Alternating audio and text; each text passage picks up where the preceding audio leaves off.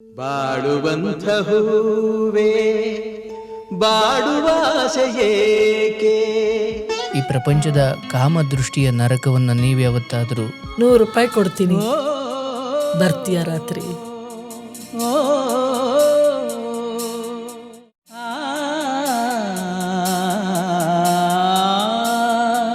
ತಕ್ಷಣಕ್ಕೆ ಹೊರಗಡೆ ಹಾಕ್ಬಿಟ್ರ ನಿಮ್ಮನ್ನ? 5 ನಿಮಿಷ. ಗಂಡನ ಮನೆಯಲ್ಲಿ ಯಾರು ಬೆಂಬಲವೂ ಇಲ್ವಾ? ಇಲ್ಲ. ಗಂಡ ಸತ್ತ ಎಷ್ಟು ದಿನಗಳಲ್ಲಿ ಇಷ್ಟೆಲ್ಲ ಬದಲಾವಣೆ ಆಯ್ತು? ದಿನಾನ ಎಷ್ಟು ಗಂಟೆ ಅಂತ ಕೇಳಬೇಕು. ನಮ್ಮ ಮನೆಯಲ್ಲಿ ಹೆಣ್ಮಕ್ಳು ಮಶಾನಕ್ಕೆ ಹೋಗಲ್ಲ. ಎಲ್ಲರೂ ತೊಗೊಂಡು ಹಿಂಗೆ ಹೋದ್ರು. ಸರಿ ಆಯಿತು, ನಿಮ್ಮ ಮಗಳನ್ನ ಕರ್ಕೊಂಡು ಹೋಗಿ. ಅಲ್ಲಿ ತೊಗೊಂಡು ಹೋಗ್ತಾ ಇದ್ದಾರೆ, ಕರ್ಕೊಂಡು ಹೋಗಿ. ಬಟ್ ಈ ಸಾವಿನ ಮನೆಯಲ್ಲಿ ಇಷ್ಟೆಲ್ಲ ವ್ಯವಹಾರದ ಅಥವಾ ಮಾತು ನಿಮಗೆ ತುಂಬ ನೋವಾಗಿರ್ಬೇಕು ಅವತ್ತಿಗೆ. ತುಂಬ ಬದುಕೆ ಬೇಡ ಅನ್ನಿಸ್ತು. ಬಲಿಯಾಯಿತೆ ಬದುಕು. 3ನೇ ದಿನಕ್ಕೆ ಫೋನ್ ಬರುತ್ತೆ ಲ್ಯಾಂಡ್ಲೈನ್ಗೆ, ಮೈಸೂರಿಗೆ. ಬೂದಿ ಬಾಚೋದಕ್ಕೆ ದುಡ್ಡಿಲ್ಲ. ಅಲ್ಲಿರೋಕ್ಕೆ ಆಗ್ತಿರ್ಲಿಲ್ಲ ನನಗೆ. ಕಷ್ಟ ಆಗ್ತಿತ್ತು, ತುಂಬ ನೋವಾಗ್ತಿತ್ತು. ಬದುಕೆ ಬೇಡ, ಈ ಜೀವನನೇ ಬೇಡ ಅಂದ್ಬಿಟ್ಟು ಪಕ್ಕದಲ್ಲೇ ಕೆರೆ. ನನ್ನ ಮಗುನ ಕರ್ಕೊಂಡು ಹೋಗ್ತೀನಿ, ಮಗುನ ದುಡ್ತೀನಿ.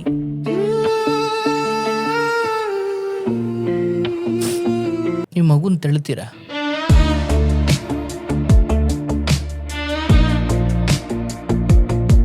ಬದುಕು ಬೇಡ ಅನ್ಸ.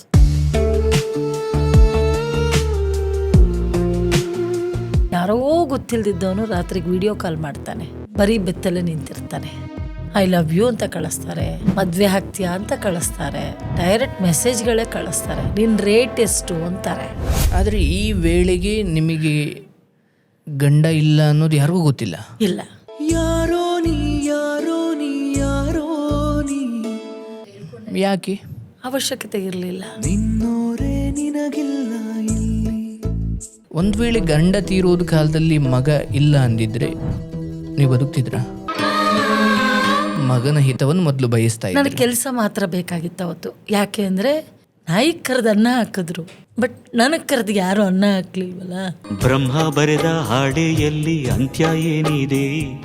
ನಾಯಿ ಚಳಿಲ್ ಮಲಗಿದ್ರೆ ಒಂದು ಬೆಡ್ಶೀಟ್ ಹಾಕ್ತಾರೆ, ಇಲ್ಲ ಗೋಣಿ ಚೀಲ ಹಾಕ್ತಾರೆ. ನನಗೆ ಹೊಚ್ಕೊಳ್ಳೋದಕ್ಕೆ ಒಂದು ಬಟ್ಟೆ ಕೊಡ್ಲಿಲ್ವಲ್ಲ. ಸುಖ ದುಃಖ ಎರಡು ಅವನ ಸೂತ್ರದಲ್ಲಿದೆ.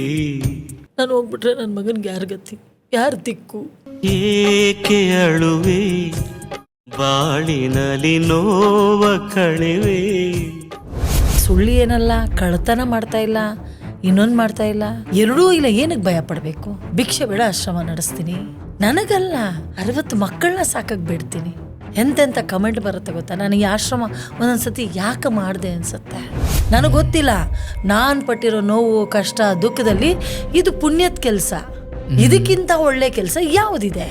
ಈಗ ನನಗೂ ಆಸೆ ಇರುತ್ತೆ, ಯಾಕೆ ನಾನು ಹೆಣ್ಣಲ್ವಾ? ನನಗೆ ಆಸೆ ಇಲ್ವಾ? ನನಗೂ ನನ್ನ ಗಂಡನ ಜೊತೆ ಮಲ್ಕೋಬೇಕು ಅಂತ ಆಸೆ ಇರುತ್ತೆ, ಯಾಕಿಲ್ಲ? ಕಷ್ಟದಲ್ಲಿ ಬರುವಂಥ ವ್ಯಕ್ತಿ ಸುಖ ಬಯಸೋದಿಲ್ಲ, ಸುಖದಲ್ಲಿ ಬರುವಂಥ ವ್ಯಕ್ತಿ ಕಷ್ಟನ ಜೊತೆ ಬರೋದಿಲ್ಲ. ನೀನೊಂದು ದೇಹ ಸುಖಕ್ಕೆ ಒಂದು ಆಯ್ಕೆ ಅಷ್ಟೇ. ನಿನ್ನ ಭಾವನೆಗಾಗಲಿ ನಿನ್ನ ಏನೋ ಗುಣಕ್ಕಾಗಲಿ ಅಲ್ಲಿ ಯಾವ ಬೆಲೆಯೂ ಇಲ್ಲ. ಈ ಶಶಿಕಲಾ ಇವತ್ತೇನಾರ ಬದುಕಿದಾಳೆ ಅಂದರೆ 1000 ಜನ ಕುಟುಂಬ ಕೊಟ್ಟಿರೋಂಥ ಭಿಕ್ಷೆ.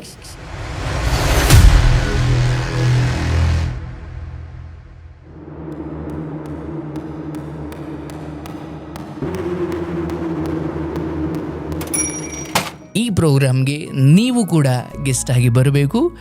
ಅದಕ್ಕೆ ನೀವು ಮಾಡಬೇಕಾಗಿರೋದು ಇಷ್ಟೇ, ಸ್ಕ್ರೀನ್ ಮೇಲೆ ಕಾಣೋ ಈ ನಂಬರ್ಗೆ 9352486826 ನಿಮ್ಮ ಹೆಸರು, ನೀವು ಯಾವ ವಿಚಾರದ ಕುರಿತು ಇಲ್ಲಿ ಮಾತಾಡಬೇಕಿದ್ದೀರಿ, ಎಷ್ಟು ಜನ ಬರ್ತೀರಿ, ನೀವು ಮತ್ತು ಇಬ್ಬರಿಗಿಲ್ಲ ಅವಕಾಶ ಇದೆ.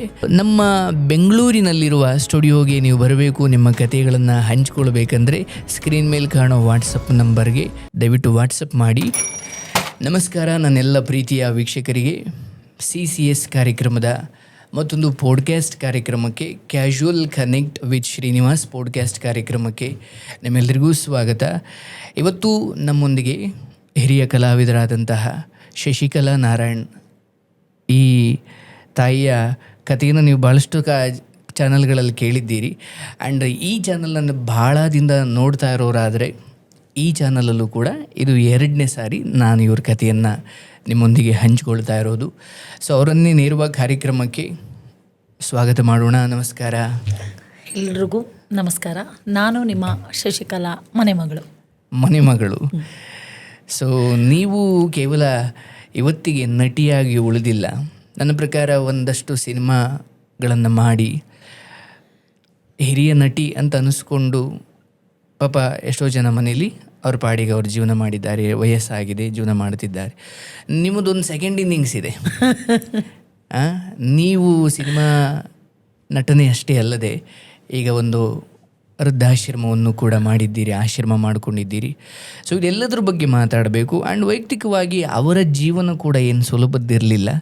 ಸೊ ನಾನು ಮೊದಲನೇದಾಗಿ ನಿಮ್ಮನ್ನು ಕೇಳೋದು, ಇವತ್ತಿಗೆ ನಿಮ್ಮ ಬದುಕನ್ನು ನೀವು ನೆನಪು ಮಾಡಿಕೊಂಡ್ರೆ ನಾನು ಯಶಸ್ವಿ ಆಗಿದ್ದೀನಿ ಅಂತ ನಿಮಗನ್ಸುತ್ತಾ? ಖಂಡಿತ ಆಗಿದ್ದೀನಿ. ಅಮ್ಮ ಅನ್ನೋ ಪದಕ್ಕೆ ಆಗಿದ್ದೀನಿ. ಅಮ್ಮ ಅನ್ನೋ ಪದ ತುಂಬ ಪವಿತ್ರವಾದದ್ದು. ಆ ಪದಕ್ಕೆ ನಾನು ಅರ್ಥಪೂರ್ಣವಾಗಿ ಯಶಸ್ವಿಯಾಗಿದ್ದೀನಿ. ಬಟ್ ಸಿನಿಮಾಗಳಲ್ಲಿ ಅಥವಾ ಸಿನಿಮಾ ನಟಿಯಾಗಿ ನಿಮಗೆ ಇನ್ನಿಷ್ಟು ಅವಕಾಶಗಳು ಸಿಗಬೇಕಿತ್ತು, ಅಥವಾ ಯಾಕೋ ನಾನು ಇಲ್ಲಿಗೆ ನಿಂತುಬಿಟ್ನಲ್ಲ ಅನ್ನೋ ಬೇಸರ ಇದೆಯಾ? ಇಲ್ಲ, ನಿಲ್ತಿಲ್ಲ, ಓಡ್ತಾ ಇದ್ದೀನಿ. ಈಗಲೂ ಓಡ್ತಾ ಇದ್ದೀನಿ. ಈಗಲೂ ಸಿನಿಮಾ ಬರ್ತಾ ಇದೆ. ಬಟ್ ಸೀರಿಯಲ್ ಮಾಡೋಕ್ಕಾಗ್ತಾ ಇಲ್ಲ. ಸೀರಿಯಲ್ ಅಂದರೆ ನಾನು ಬೆಳಗ್ಗೆನೇ ಹೋಗಬೇಕು, ರಾತ್ರಿವರೆಗೂ ಇರಬೇಕಾಗತ್ತೆ. ಇದೊಂದು ಕುಟುಂಬ ಬೆಳೆಸ್ತಾ ಇದ್ದೀನಿ, ಈ ಮಕ್ಕಳನ್ನ ಬೆಳೆಸ್ತಾ ಇದ್ದೀನಿ.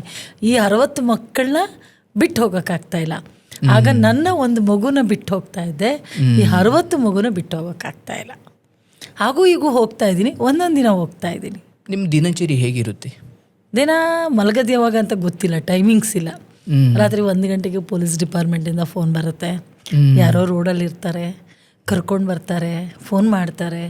ಅವಾಗ ನಾನು ಮತ್ತೆ ಅವ್ರು ಫೋನ್ ಮಾಡಿದಾಗ ವೆಹಿಕಲ್ ಅರೇಂಜ್ ಮಾಡಿ ಅವ್ರನ್ನ ಕರೆಸ್ಕೊಳ್ಳೋ ಅಷ್ಟೊತ್ತಿಗೆ 1-3 ಗಂಟೆ ಟೈಮ್ ಆಗುತ್ತೆ. ದೂರ ಇರ್ತಾರೆ. ಅವ್ರು ಬರೋ ಅಷ್ಟರಲ್ಲಿ ಬೆಳಕರಿಯುತ್ತೆ. ಒಂದೊಂದ್ಸತಿ ನಿದ್ದೆ ಮಾಡ್ತೀನಿ. ಒಂದೊಂದ್ಸಲ ತುಂಬ ಇಂಪಾರ್ಟೆಂಟ್ ಫೋನ್ ಬರುತ್ತೆ. ಲೈಫಲ್ಲಿ ಮರೆಯೋಕ್ಕಾಗದೇ ಇರೋವಂಥ ಇಂಪಾರ್ಟೆಂಟ್ ಫೋನ್ಸ್ ಬರುತ್ತೆ. ಓಕೆ, ಅದು ತುಂಬ ಇಂಪಾರ್ಟೆಂಟ್. ಶಶಿಕಲಾ ನಾರಾಯಣ ಅನ್ನೋದು ನಿಮ್ಮ ಯಜಮಾನ್ರ ಹೆಸರು? ನನ್ನ ಗಂಡನ ಹೆಸರು. ಅದು ನನ್ನ ಮಗ ಹಾಗೆ ಅದು ಭದ್ರವಾಗಿಟ್ಟಿದ್ದಾನೆ, ಎಲ್ಲೂ ಅಲ್ಗಾಡಕ್ಕೆ ಬಿಡಲ್ಲ ಅವನೊಂಥರ. ಗಂಡ ನಿಮ್ಮ ಹೆಸರಿನ ಜೊತೆ ಹಾಗೆ ಉಳ್ಕೊಂಡಿದ್ದಾರೆ? ದೇವ್ರ ಮನೇಲೇ ಉಳ್ಕೊಂಡಿದ್ದಾರೆ. ನಾನು ಇವತ್ತು ದೇವ್ರ ಮನೇಲಿ ಇಟ್ಟಿದ್ದೀನಿ, ಪೂಜೆ ಮಾಡ್ತೀನಿ. ಗಂಡನ ಫೋಟೋ 22 ವರ್ಷ ಆಯಿತು ನಾನು ಫೋಟೋ ಇಟ್ಟು. 22 ವರ್ಷ? 22 ವರ್ಷದಿಂದನೂ ದೇವ್ರ ಮನೇಲೇ ಇಟ್ಟಿದ್ದೀನಿ. ಫಸ್ಟು ನನಗೆ ಅವರು, ಆಮೇಲೆ ದೇವರು. ಗಂಡ ಇದ್ದ ಸಮಯದಲ್ಲಿ ಮತ್ತು ಗಂಡ ಹೋದ ನಂತರ ತಕ್ಷಣಕ್ಕೆ ನಿಮ್ಮಲ್ಲಿ ಅಥವಾ ನಿಮ್ಮವರಲ್ಲಿ ಆದ ಬದಲಾವಣೆಗಳ ಬಗ್ಗೆ ಹೇಳೋದಾದರೆ, ಹೊರಗಡೆ ಹಾಕ್ಬಿಟ್ರ ನಿಮ್ಮನ್ನು?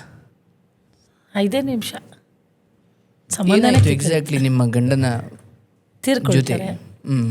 ದೀಪಾವಳಿ ಹಬ್ಬ ಆ್ಯಕ್ಚುಲಿ ನವಂಬರ್. ನನಗೆ ಮದುವೆ ಆಗಿದ್ದ ದಿನ ನವಂಬರ್ 3, ತೀರ್ಕೊಂಡಿದ್ದು ನವಂಬರ್ 5. ನಿಮ್ಮ ಯಾವ ವಯಸ್ಸಿಗೆ ನಿಮಗೆ ಮದುವೆ ಆಗಿದೆ? 14 ವರ್ಷ ನಂಗೆ ಮದುವೆ ಆದಾಗ. 14 ವರ್ಷ. ಏನು ಓದಿದ್ದೀರಾ ನೀವು? 6ನೇ ಕ್ಲಾಸು, ಗೌರ್ಮೆಂಟ್ ಸ್ಕೂಲ್. ಹೆಮ್ಮೆಯಿಂದ ಹೇಳ್ಕೊಳ್ತೀನಿ. ಸರ್ಕಾರಿ ಶಾಲೆಯಲ್ಲಿ 6ನೇ ಕ್ಲಾಸ್? ಸರ್ಕಾರಿ ಶಾಲೆ 6ನೇ ತರಗತಿ, ಹೆಮ್ಮೆಯಿಂದ ಹೇಳ್ಕೊಳ್ತೀನಿ. ಯಾಕಷ್ಟಕ್ಕೆ ನಿಲ್ತು? ಪರಿಸ್ಥಿತಿ, ಸಮಯ, ಸಂದರ್ಭ, ಮನೆಯಲ್ಲಿ. ಆಗ 9 ಮಕ್ಕಳು. 9? ಅಮ್ಮಂಗೆ ತುಂಬ ಕಷ್ಟ. ನೀವು ಎಷ್ಟನೇವರು? ನಾನು 8ನೇವಳು. 8ನೇವರು. ಸೊ ನಿಮಗೆ 14 ವರ್ಷಕ್ಕೆ ಮದುವೆ ಆಯಿತು. ಬಟ್ ನಿಮಗೆ ಗಂಡು ಸಿಕ್ಕಿದ್ದ ಕಥೆನೇ ಬೇರೆ ಇದೆ, ಅದು ಹೆಂಗೆ ಅದು? ಆ್ಯಕ್ಚುಲಿ ನಮ್ಮ ಅಣ್ಣ ಡಿಪಾರ್ಟ್ಮೆಂಟಲ್ಲಿ ವರ್ಕ್ ಮಾಡ್ತಾರೆ. ಓಕೆ. ರೈಲ್ವೆ ಡಿಪಾರ್ಟ್ಮೆಂಟಲ್ಲಿ. ಅಣ್ಣ ಅಲ್ಲಿ ಟ್ರಾನ್ಸ್ಫರ್ ಆಗಿ ಹೋಗಿದ್ರು ಹೊಳೆ ನರಸೀಪುರಕ್ಕೆ. ಹೊಳೆ ನರಸೀಪುರಕ್ಕೆ ಹೋದಾಗ ನಮ್ಮ ಮನೆಯವರ ತಂಗಿ ಅಲ್ಲೇ ಇದ್ದರು, ಹೊಳೆ ನರಸೀಪುರದಲ್ಲಿ. ಅವರಿಗೆ ನಾವು ರಿಲೇಟಿವ್ ಅಂತ ಪರಿಚಯ ಆಗಿ ನಮ್ಮ ಮನೆ ಹಾಲು ಕೊಡೋಕ್ಕೆ ಅಂತ ಬರ್ತಾ ಇದ್ರು. ಅವಾಗ ಯಾರು? ನಮ್ಮ ನಾದ್ನಿ, ನನ್ನ ಗಂಡನ ತಂಗಿ. ಅವಾಗ ಅಲ್ಲಿ ನಮ್ಮ ಅಣ್ಣಂಗೆ ಮದುವೆ ಮಾಡ್ಕೊಳ್ತೀಯ ಅಂದರು. ಹ್ಞೂ ಮಾಡ್ಕೊಳ್ತೀನಿ ಅಂದೆ ಅಷ್ಟೇ. ಹೌದಾ? ಒಂದು ಶರ್ಟು ಒಂದು ಲಂಗ ಹಾಕ್ಕೊಂಡು ಓಡಾಡ್ತಿದ್ದೆ. ಓಕೆ. ಫೋಟೋಸ್ ಇದೆ, ಇವತ್ತು ಎಲ್ಲೂ ಅಪ್ಲೋಡ್ ಮಾಡಿಲ್ಲ ಇವತ್ತವರೆಗೂ. ಹಾಗೆ. ಸೊ ನಂತರ ಮನೆಯವರು ಒಪ್ಪಿದ್ರಾ? ಹಾಂ, ಮನೆಯವ್ರು ಬೇಡ ಅಂದರು. ಅಯ್ಯೋ ಇನ್ನೂ ಚಿಕ್ಕವಳು ಬೇಡ, ಇಲ್ಲ ನಾವು ನೋಡ್ಕೊಳ್ತೀವಿ ಚೆನ್ನಾಗೇ ಎಲ್ಲ ಅಂತಂದಾಗ ಓಕೆ ಮದುವೆ ಆಯಿತು. ಮದುವೆ ನವಂಬರಲ್ಲಿ ಇಲ್ಲ, ಶ್ರಾವಣದಲ್ಲಿ ಎಂಗೇಜ್ಮೆಂಟು, ದೀಪಾವಳಿಯಲ್ಲಿ ಮದುವೆ. ಅವತ್ತಿನ ಪರಿಸ್ಥಿತಿ ಬರೀ 3,000 ರೂಪಾಯಿ ಮದುವೆಗೆ. ಬಟ್ ನಿಮಗೆ ಆ ವಯಸ್ಸಲ್ಲಿ ಅದ್ರ ಬಗ್ಗೆ ಅರಿವಿತ್ತಾ? ನಮ್ಮ ಅಣ್ಣನ ಮಕ್ಕಳು ಇಬ್ಬರು, ಎತ್ಕೊಂಡು ಅವ್ರ ಮನೆ ಟಿ ವಿ ನೋಡ್ತಾ ಇದ್ದೆ. ಒಂದು ಶರ್ಟ್ ಹಾಕ್ಕೊಂಡು ತ್ಯಾಪೆ ಥರ ಓಡಾಡ್ತಿದ್ದೆ. ಬಟ್ ಆ ಮದುವೆ ಬದುಕು ಸಂಸಾರ ಯಾವುದು ಗೊತ್ತಿಲ್ಲ, ಅದು ಹೇಗೆ ಒಪ್ಪುದ್ರಿ ನೀವು? ಹಾಗೆ ಅಷ್ಟೇ. ಮದುವೆ ಅಷ್ಟೇ. ಓಕೆ. ಬಟ್ ಅವ್ರು ಏನು ಮಾಡ್ಕೊಂಡಿದ್ರು? ಅವರು ಆಂಜನೇಯ ಜ್ಯುವೆಲರ್ಸ್ ಅಂತ ಚಿಕ್ಕಮಂಗ್ಳೂರು ಇದೆ, ಅಲ್ಲಿ ಆ್ಯಕ್ಚುಲಿ ಒಡವೆ ಎಲ್ಲ ಅವರೇ ತರ್ತಾಯಿದ್ರು. ಬೆಂಗಳೂರಿಗೆ ಬಂದು ತುಂಬ ಒಂದೊಳ್ಳೆ ಹೆಸರಿದೆ ಅವ್ರಿಗೆ. ನಿಮ್ಮ ಯಜಮಾನ್ರಿಗೆ ಫಸ್ಟ್ ಟೈಮ್ ನನಗೆ ಒಂದು ಬಳೆ ಬಾಕ್ಸ್ ತಂದು ಕೊಟ್ಟಿದ್ರು. ಅದೊಂದು ಮೆಮೊರಿ ನಂಗೆ ತುಂಬ ಚೆನ್ನಾಗಿ. ಅದೇನೋ ಒಂದು 30 ರೂಪಾಯಿನೋ ಏನೋ ಅನ್ಸುತ್ತೆ ಆವಾಗಿನ ದಿನಕ್ಕೆ. ಒಂದು ಬಳೆ ಬಾಕ್ಸ್, ಅದರಲ್ಲಿ ಸ್ಟಿಕ್ಕರು ಬಳೆ ಎಲ್ಲ ಒಂದು ಜೋಡಿಸ್ಕೊಳ್ತಿದ್ವಿ. ಫಸ್ಟ್ ಟೈಮ್ ತಂದು ಕೊಟ್ಟಿದ್ರು. ಬಟ್ ಇಂಥದ್ದೇ ಬೇಕು ಅಂದರೆ ಅಂಥದ್ದು ತಂದು ಕೊಡೋರು. ಅದೊಂದು ತುಂಬ ನಾನು ಅದೃಷ್ಟವಂತೆ ಅಂತ. ನಿಮಗೆ 14 ಇದ್ದಾಗ ಅವ್ರಿಗೆ ಎಷ್ಟಿತ್ತು? ಅಂದರೆ ಒಂದು ಸ್ವಲ್ಪ ಜಾಸ್ತಿ ಇತ್ತು ಅಂದ್ಕೊಳ್ತೀವಿ, ಒಂದು 25. ಚೆನ್ನಾಗಿದ್ದ ಬದುಕು ಏನಾಯ್ತಲ್ಲಿ? ಚೆನ್ನಾಗೇ ಇದ್ವಿ, ತುಂಬ ಚೆನ್ನಾಗಿದ್ವಿ. ಲೈಫು, ನನ್ನ ಮಗ, ನನ್ನ ಬದುಕು, ನಮ್ಮ ಅತ್ತೆ, ನಮ್ಮ ಮಾವ, ತುಂಬ ಚೆನ್ನಾಗಿದ್ವಿ. ಒಂದಿನ ಇದ್ದಕ್ಕಿದ್ದಂಗೆ ತೀರ್ಕೊಳ್ತಾರೆ. ಏನಾದರೂ ಕಾಯಿಲೆ ಇತ್ತ? ಏನೂ ಇಲ್ಲ. ಆರೋಗ್ಯ ಮನುಷ್ಯ. ಅದೇ ಇಷ್ಟೆಲ್ಲ ಹಾಸ್ಪಿಟ್ಲು ಅವಾಗ ಅಲ್ಲಿ ಹೋಗಬೇಕು ಇಲ್ಲ ಅದು ಯಾವುದು ಅವಾಗಿರಲಿಲ್ಲ ಅಷ್ಟು. ತೀರ್ಕೊಳ್ತಾರೆ. ನಾನು ಅಲ್ಲಿ ಬೆಳವಾಡಿಯಲ್ಲಿ ತೀರ್ಕೊಂಡಿದ್ದು. ಬೆಳವಾಡಿಯಲ್ಲಿ ಒಬ್ಬರ ಮನೆಗೆ ಹೋಗಿರ್ತೀನಿ. ಅವತ್ತು ರಾತ್ರಿ ಬರ್ತಡೇ ಇರುತ್ತೆ, ಅವ್ರ ಮನೇಲೇ ಉಳ್ಕೊಂಡಿರ್ತೀನಿ. ಅವ್ರು ನಮ್ಮ ತೋಟದಲ್ಲಿ ಕೆಲಸ ಮಾಡೋರು, ಅವ್ರ ಮನೇಲೇ ಉಳ್ಕೊಂಡಿರ್ತೀನಿ. ಹಬ್ಬ ಮುಗಿಸ್ಕೊಂಡು ಇವರು ಸಿಟಿಯಿಂದ ಅಲ್ಲಿಗೆ ಬಂದಿರ್ತಾರೆ, ಕೋಟೆಯಿಂದ. ಸರಿ ಫೋನ್ ಮಾಡ್ತೀನಿ, ಇಲ್ಲ ಅಲ್ಲೇ ಬರೋದು ಬೇಡ ಅಂತಾರೆ. ಸರಿ ಅಂತ ಅಲ್ಲೇ ಮಲ್ಕೋತೀನಿ. ಬೆಳಗ್ಗೆ ಬಂದು ಒಬ್ಬರು ತಮ್ಮಯ್ಯಣ್ಣ ಅಂತ ನನಗೆ 100 ರೂಪಾಯಿ ಕೊಟ್ಟು ಕಳಿಸಿದ್ರು ಬೆಂಗಳೂರಿಗೆ. ಅದೇ ತಮ್ಮಯ್ಯಣ್ಣ ಬೆಳಗ್ಗೆ ತೋಟಕ್ಕೆ ಹೋಗಿ ನೋಡ್ತಾರೆ. ಅವರೇ ಫಸ್ಟ್ ನೋಡಿದ್ದು. ಜೀವನ ಅಲ್ಲೇ ಕುಸ್ತೋಗುತ್ತೆ. ಪ್ರಪಂಚ, ಜೀವನ, ಬದುಕು. 19 ವರ್ಷ 20 ವರ್ಷದೊಳಗೆ ಜೀವನ ಎಲ್ಲ ಕಳ್ಕೊಂಡು ಬೀದಿಗೆ ನಿಲ್ತ್ಕೊಳ್ತೀನಿ. ನಿಮಗೆ 20 ವರ್ಷ ಆಗ? ಅಷ್ಟೇ, 19-20 ವರ್ಷ ಅಷ್ಟೇ ನನಗೆ. ಅವತ್ತಿಗೊಂದು ಮಗು ಇತ್ತು? ನನ್ನ ಮಗ ಇದ್ದ. ಗಂಡ ಇಲ್ಲ? ಇಲ್ಲ. ಪಟಾಕಿ ಹಬ್ಬದ ದಿನ ಪಟಾಕಿ ಹೊಡಿತೀನಿ ಬಾಮ್ಮ ಅಂದರೆ ಸತ್ತ ಮೇಲೆ ಮಲಗಿಸಿದ್ರೆ ಅವನಿಗೆ ಪಟಾಕಿ ಹೊಡಿತಾ ಇದ್ದಾನೆ ನನ್ನ ಮಗ. ತಂದೆ ಸಾವಿನ ಕುರಿತು ಅಷ್ಟು ಅಪರಿವಿಲ್ಲ. ಬಟ್ ತುಂಬ ಪ್ರಾಣ ಅವರಪ್ಪ ಅಂದರೆ. ಅವ್ರನ್ನ ಅಷ್ಟು ಚೆನ್ನಾಗಿ ನೋಡ್ಕೊಂಡಿದ್ರು. ಅವನ್ನ ಎಲ್ಲೇ ಹೋದ್ರು ಮಾರ್ತೀವನಲ್ಲಿ ಕರ್ಕೊಂಡು ಹೋಗೋದು ಬರೋದು. ಆ ವೇಳೆಗೆ ನೀವೇನಾದರೂ ಕೆಲಸ ಮಾಡ್ತಿದ್ರಾ? ತೋಟದಲ್ಲಿ ನಾನು ಕೆಲಸ ಮಾಡ್ತಿದ್ದೆ. ಅದಕ್ಕೆ ಮುಂಚೆ ಅನ್ನಪೂರ್ಣ ಹಾಸ್ಪಿಟ್ಲಲ್ಲಿ ಕೆಲಸ ಮಾಡ್ತಿದ್ದೆ, ಚಿಕ್ಕಮಂಗ್ಳೂರು. ಬಟ್ ಅವ್ರ ದುಡಿಮೆನೇ ಮುಖ್ಯವಾಗಿ ಮನೆ ನಡೀತಾ ಇತ್ತು. ಸಾಕಾಗಿತ್ತು ನಮಗೆ. ಇಷ್ಟೆಲ್ಲ ಏನಿರಲಿಲ್ಲ ಆಗ. ಈಗ ಹಂಗೆ ಏನಿತ್ತು, ಖರ್ಚುಗಳಿರಲಿಲ್ಲ. ಬಟ್ ಸತ್ತಿ ಮಲಗಿಸಿದ್ರೆ ಅಮ್ಮ ಬಾ ಪಟಾಕಿ ಹೊಡಿಯೋಣ ಅಂತಿದ್ದ. ಬಾ ಪಟಾಕಿ ಹೊಡಿಯೋಣ, ಅಪ್ಪ ಪಟಾಕಿ ತಗೊಟ್ಟಿದ್ದಾರೆ ಬಾ ಅಮ್ಮ ಅಂತ ಎದ್ದಿಂಗೆ ಹೇಳಕೊಂಡು ಬರೋದು. ನನ್ನ ಕರಳು ಕಿತ್ತು ಬರೋದು.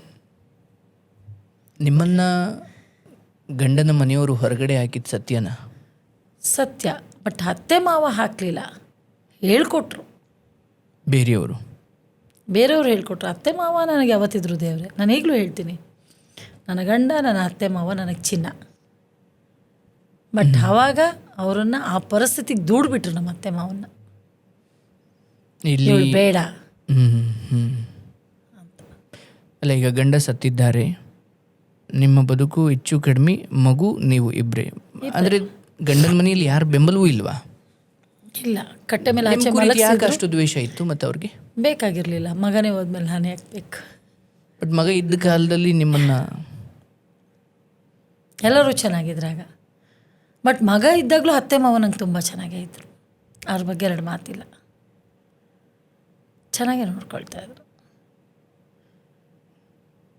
ಗಂಡ ಸತ್ತ ಎಷ್ಟು ದಿನಗಳಲ್ಲಿ ಇಷ್ಟೆಲ್ಲ ಬದಲಾವಣೆ ಆಯಿತು? ದಿನಾನ ಎಷ್ಟು ಗಂಟೆ ಅಂತ ಕೇಳಬೇಕು ನೀವು. ಅಷ್ಟು ಬೇಗ? ಎಷ್ಟು ಗಂಟೆ ಹೊರಗಡೆ ಮಲಗಿಸಿದ್ವಿ. ಆ್ಯಕ್ಚುಲಿ ಜಾತಿ ಬಗ್ಗೆ ಮಾತಾಡಬೇಕು ಬಿಡಬೇಕು ನನಗೆ ಗೊತ್ತಿಲ್ಲ. ಬಟ್ ನಮ್ಮ ಮನೆಯಲ್ಲಿ ಹೆಣ್ಮಕ್ಳು ಸ್ಮಶಾನಕ್ಕೆ ಹೋಗೋದಿಲ್ಲ ನಾವು. ಜನವರ ಇಲ್ಲದೆ ನಾವೇನೂ ಇರಲ್ಲ. ಆ್ಯಕ್ಚುಲಿ ಹೆಣ್ಮಕ್ಳು ಹೋಗಲ್ಲ. ಎಲ್ಲರೂ ತೊಗೊಂಡು ಹಿಂಗೆ ಹೋದರು. ಸರಿ ಆಯಿತು, ನಿಮ್ಮ ಮಗಳನ್ನ ಕರ್ಕೊಂಡೋಗಿ. ಹಂಗೆ ಒಳಗೆ ಹೋಗಲಿಲ್ಲ ನಾನು. ಸ್ನಾನ ಇಲ್ಲ, ಒಂದು ನೀರಿಲ್ಲ, ಏನೂ ಇಲ್ಲ. ಅಲ್ಲಿ ತೊಗೊಂಡು ಹೋಗ್ತಾ ಇದ್ದಾರೆ, ಕರ್ಕೊಂಡೋಗಿ. ಅವನ ಮಗುನೂ ಕರ್ಕೊಂಡು ಹೋಗ್ಬಿಡಿ.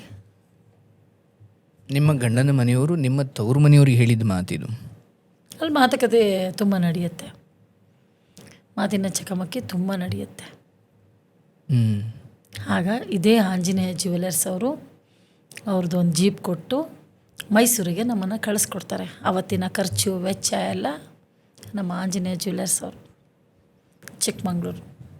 ಇವತ್ತಿಗೂ ಇದೆಯಾ ಅದು? ಮೊನ್ನೆ ಹೋಗಿ ಬಂದೆ. ನೋಡಿ, ಅದ್ಭುತ. ನನ್ನ ಬದುಕು, ನನ್ನ ಲೈಫು. ಒಂದಷ್ಟು ಜನ ಇದ್ದಾರೆ. ಈ ಶಶಿಕಲಾ ಇವತ್ತೇನಾರ ಬದುಕಿದ್ದಾಳೆ ಅಂದರೆ ಸಾವಿರಾರು ಜನ ಕುಟುಂಬ ಕೊಟ್ಟಿರೋವಂಥ ಭಿಕ್ಷೆ. ಎಷ್ಟೋ ಜನ ಊಟ ಕೊಟ್ಟಿದ್ದಾರೆ, ಬಟ್ಟೆ ಕೊಟ್ಟಿದ್ದಾರೆ, ಮಲಗಕ್ಕೆ ಜಾಗ ಕೊಟ್ಟಿದ್ದಾರೆ. ಅಷ್ಟು ಸುಲಭವಾಗಿ ಶಶಿಕಲಾ ಇಲ್ಲಿಲ್ಲ. ಅವತ್ತೆಲ್ಲ ಕಾರ್ಯ ಮುಗಿಯುತ್ತೆ, ಎಲ್ಲ ಅವ್ರದ್ದೇ ಖರ್ಚು. ಜೀಪಲ್ಲಿ ನಮ್ಮನ್ನು ಮನೆಗೆ ಕಳಿಸ್ತಾರೆ ಮೈಸೂರಿಗೆ, ಚಿಕ್ಕಮಂಗ್ಳೂರಿಂದ. ನಾವು ಹೋಗೋಷ್ಟರಲ್ಲಿ 2 ಗಂಟೆ ರಾತ್ರಿ. ಆವಾಗ ಹೋಗಿ ಪ್ರತಿಯೊಂದು ಹೆಣ್ಮಕ್ಳು ಗಂಡನ ಮನೇಲಿ ಸ್ನಾನ ಮಾಡಿದ್ರೆ ನಾನು ಹೋಗಿ ತಾಯಿ ಮನೇಲಿ ಸ್ನಾನ ಮಾಡ್ತೀನಿ.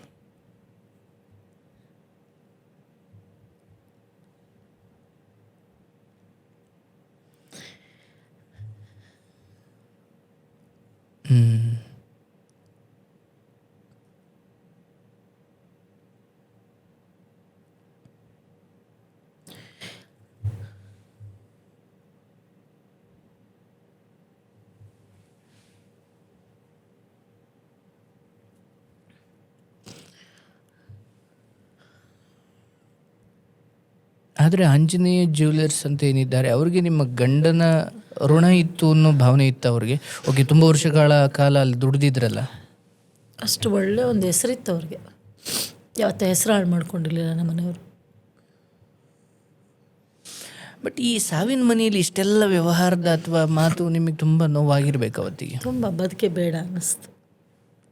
ಮಗನ ಕರ್ಕೊಂಡು ಹೊರಟಿದ್ದಲ್ಲ, ದುಡಿದ್ದು.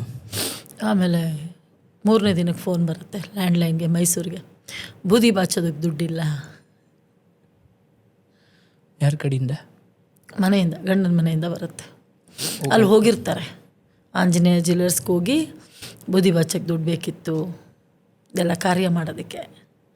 ನನಗೆ ಫೋನ್ ಬರುತ್ತೆ, ಕೊಟ್ಟು ಕಳಿಸಿ ರಮೇಶ್ ಅಣ್ಣ ಅಂತ. ಕೊಟ್ಟು ಕಳಿಸಿ ರಮೇಶ್ ಭಾಯ್. ಅದಾದಮೇಲೆ 11ನೇ ದಿನಕ್ಕೆ ಕಾರ್ಯ ಮಾಡೋದಕ್ಕೆ ಹೋಗ್ತಾರೆ. ಅವಾಗಲೂ ಅಲ್ಲಿಗೆ ಏನು ಮಾಡಬೇಕು ಮಾಡ್ತಾರೆ.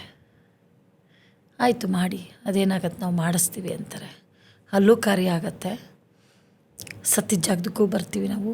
2 ಕಾರ್ಯ ಆಗತ್ತೆ ಒಂದಿನಕ್ಕೆ. ಅವ್ರು ಯಾರೂ ನನ್ನನ್ನು ಕರೆಯಲ್ಲ, ಇಲ್ಲಿ ಬಂದು ತೋಟದಲ್ಲಿ ಒಂದು ಕಾರ್ಯ ಮಾಡ್ತೀವಿ ನಾವು, ನನ್ನ ಕುಟುಂಬ. ನಿಮ್ಮ ಅತ್ತೆ ಮನೆಯಲ್ಲಿ ಮಾಡಿದ ಕಾರ್ಯಕ್ಕೆ ನಮ್ಮನ್ನು ಯಾರೂ ಕರೆದಿಲ್ಲ. ಅದಲ್ಲದೆ ನೀವು ಸಪ್ರೇಟ್ ಬೇರೆ ಮಾಡಿದ್ರಿ? ಅದೇ ಅವರು ನಾವು ಆಂಜನೇಯ ಜ್ಯುವೆಲರ್ಸ್ ತೋಟದಲ್ಲಿ ಏನಿರ್ತೀವೋ ಅಲ್ಲಿ ನಾವು ಮಾಡ್ತೀವಿ ಕಾರ್ಯ. 2 ಕಡೆ ಕಾರ್ಯ ನಡೆಯುತ್ತೆ. ಅಲ್ಲೂ ಅವರೇ ಮಾಡಿಸ್ತಾರೆ, ಇಲ್ಲೂ ಅವರೇ ಮಾಡ್ತಾರೆ. ಇಲ್ಲೆಲ್ಲ ಕಾರ್ಯ ಮುಗಿಯುತ್ತೆ. ಅಲ್ಲೂ ಒಂದು ಸ್ವಲ್ಪ ದಿವಸ ಇರ್ತೀನಿ, ಬಟ್ ಇರೋಕ್ಕಾಗಲ್ಲ ನನಗೆ. ಕಷ್ಟ ಆಗ್ತಾ ಇರುತ್ತೆ, ಬದುಕು ಕಟ್ಕೊಳ್ಳೋದು ಕಷ್ಟ ಆಗ್ತಿರುತ್ತೆ. ದಿನನಿತ್ಯ ಇರೋಕ್ಕೆ ಕಷ್ಟ ಆಗ್ತಿರುತ್ತೆ. ಅವ್ರೇನು ಹೇಳೋರು? ಇಲ್ಲೇ ಇರಿ ಅಂತ? ಅವ್ರು ಇರಿ ಅಂತ ಹೇಳಿದರು. ಮಗ ನೀವು ಇಲ್ಲೇ ಏನೋ ಒಂದು ಕೆಲಸ ಮಾಡ್ಕೊಂಡಿರಿ, ಇಲ್ಲೇ ಇರಿ ಅಂತ ಹೇಳಿದರು ಅವರು. ಬಟ್ ನಾನು ಅಲ್ಲಿರೋಕ್ಕೆ ಆಗ್ತಿರ್ಲಿಲ್ಲ. ನನಗೆ ಕಷ್ಟ ಆಗ್ತಿತ್ತು, ತುಂಬ ನೋವಾಗ್ತಿತ್ತು ನನಗೆ. ಆವಾಗ ಏನು ಮಾಡ್ತೀನಿ, ಬದುಕೇ ಬೇಡ, ಈ ಜೀವನನೇ ಬೇಡ ಅಂದ್ಬಿಟ್ಟು ಪಕ್ಕದಲ್ಲೇ ಕೆರೆ, ಈ ಕಡೆ ತೋಟ, ಈ ಕಡೆ ಕೆರೆ. ನನ್ನ ಮಗುನ ಕರ್ಕೊಂಡು ಹೋಗ್ತೀನಿ, ಮಗುನ ದುಡ್ತೀನಿ. ಚಳಿ ಆಗ್ತಾಯಿದೆ, ಮಾಮ್ಮ ಬೇಡ ಅಂತಾನೆ.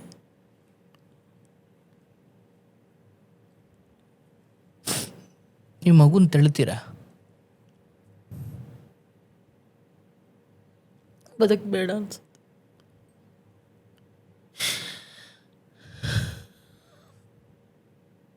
ಬಾ ಮಾಮನ ಮನೆಗೆ ಹೋಗೋಣ, ಚಳಿ ಆಗ್ತದೆ ಬಾ ಅಮ್ಮ ಅಂತಾನೆ.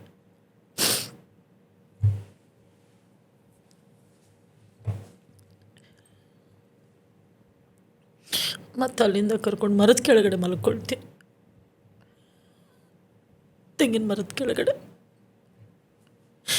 ನನ್ನ ಸೀರೆ ಬಿಚ್ಚಿ ನನ್ನ ಮಗನಿಗೆ ಸುತ್ತಿ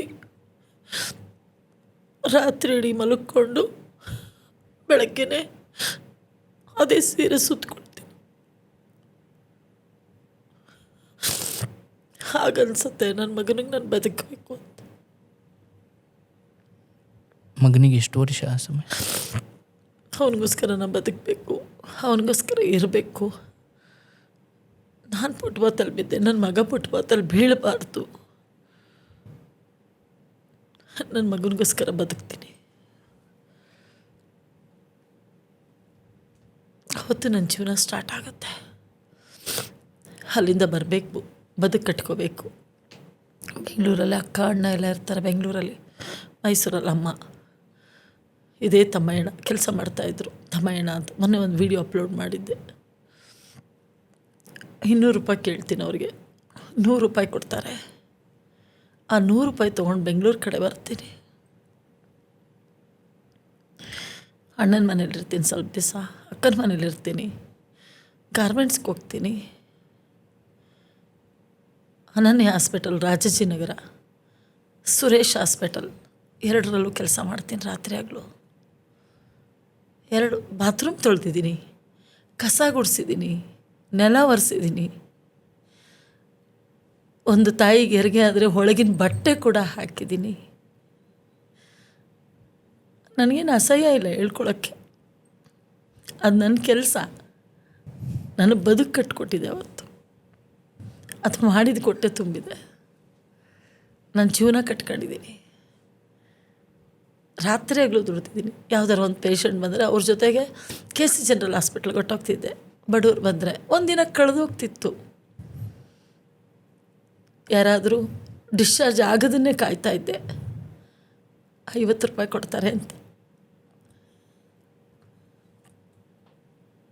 ಕೇಳ್ತಿದ್ರಾ? ಅವರೇ ಕೊಡ್ತಿದ್ರು.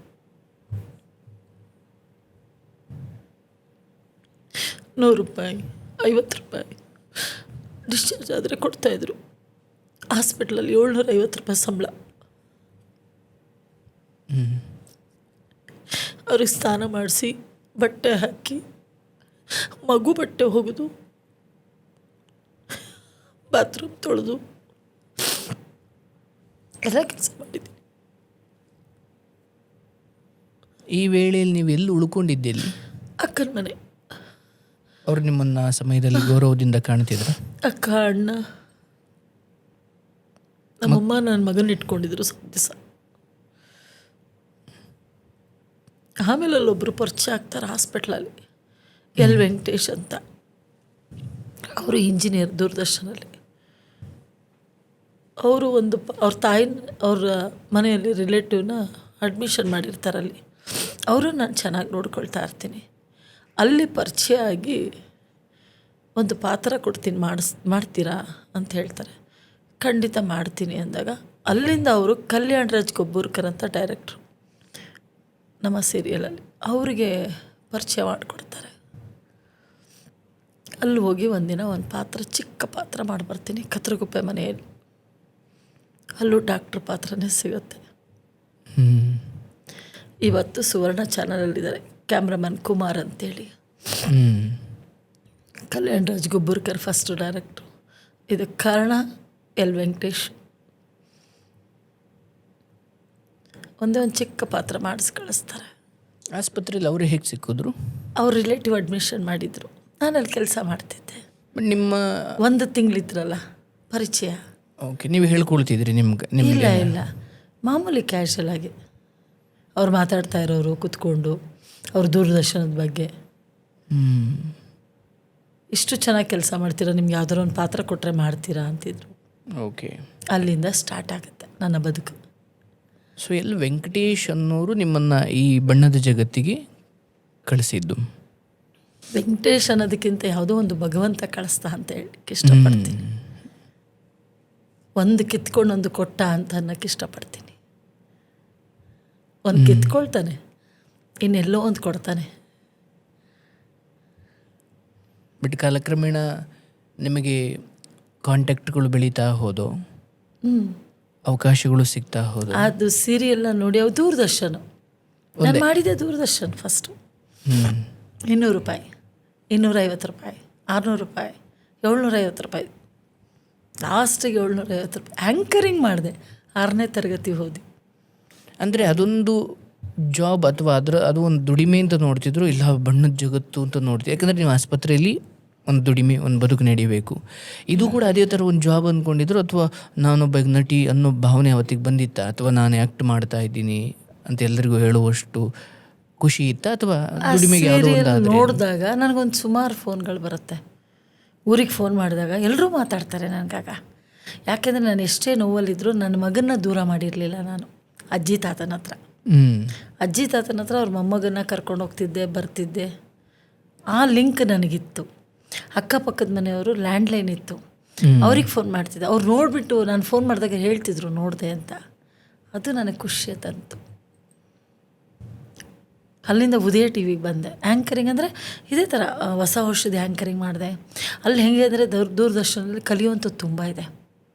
ನನಗೆ ಜೀವನ, ಇವತ್ತು ಬದುಕು, ನನ್ನ ಲೈಫ್ ಕೊಟ್ಟಿದ್ದೆ ನನಗೆ ದೂರದರ್ಶನ.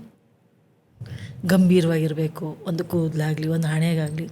ಅಲ್ಲಿ ಒಂಥರ ಒಂದು ಗೃಹಿಣಿ ಹೇಗಿರ್ತಾಳೋ ಆಗಿರ್ಬೇಕಲ್ಲಿ ಕೂತ್ಕೊಂಡಾಗ. ಹೊಸ ವರ್ಷದೊಂದು ಆ್ಯಂಕರಿಂಗ್ ಮಾಡಿದೆ.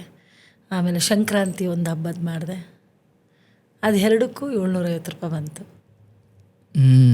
ಇಲ್ಲಿ 1 ತಿಂಗಳು ದುಡಿಯೋದು, ನಾನು ಅಲ್ಲಿ 1 ದಿನದಲ್ಲಿ ಬಂತು. ಆದರೆ ಈ ವೇಳೆಗೆ ನಿಮಗೆ ಗಂಡ ಇಲ್ಲ ಅನ್ನೋದು ಯಾರಿಗೂ ಗೊತ್ತಿಲ್ಲ? ಇಲ್ಲ, ಎಲ್ಲೂ ಹೇಳ್ಕೊಂಡೆ. ಯಾಕೆ? ಅವಶ್ಯಕತೆ ಇರಲಿಲ್ಲ. ಕೆಲವೊಮ್ಮೆ ಏನಾಗುತ್ತೆ ಅಂದರೆ, ನಾವು ನಮ್ಮ ಕಷ್ಟಗಳನ್ನು ಹೇಳಿಕೊಂಡಾಗ ಒಂದು ಅನುಕಂಪದ ಕಾರಣಕ್ಕೆ ಕೆಲವೊಬ್ಬರು ಕಷ್ಟ ಹೇಳ್ತಾರೆ. ತಪ್ಪು ಸರಿ, ಅದು ಆಮೇಲೆ ಬಿಡೋಣ. ಬಟ್ ನೀವು ಹೇಳಿರ್ಲಿಲ್ವ ಅಥವಾ ಯಾರೂ ಕೇಳಿರ್ಲಿಲ್ವಾ? ಇಲ್ಲ, ಕೇಳುತ್ತಿದ್ರು. ನಮ್ಮ ಮನೆಯವರು ಅಲ್ಲಿ ಕೆಲಸ ಮಾಡ್ತಾರೆ, ಇಲ್ಲಿ ಕೆಲಸ ಮಾಡ್ತಾರೆ, ಅಲ್ಲಿ ಹೋಗಿದ್ದಾರೆ, ಇಲ್ಲಿ ಹೋಗಿದ್ದಾರೆ, ಏನೋ ಒಂದು ಹೇಳ್ತಿದ್ದೆ ನಾನು. ಕಾರಣ ಏನು?